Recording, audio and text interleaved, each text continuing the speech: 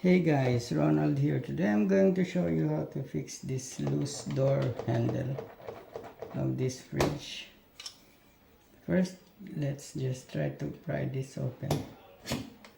You can use a cutter or any prying tool that you can get.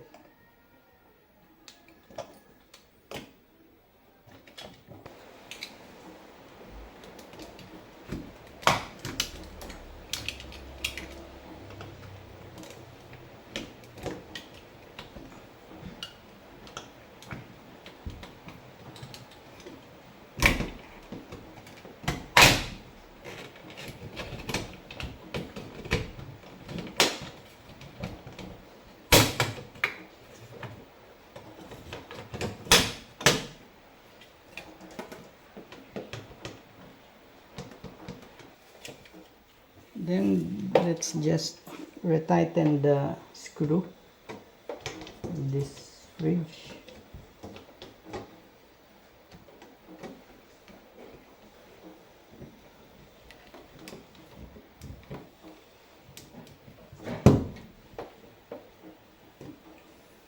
And then let's put this back.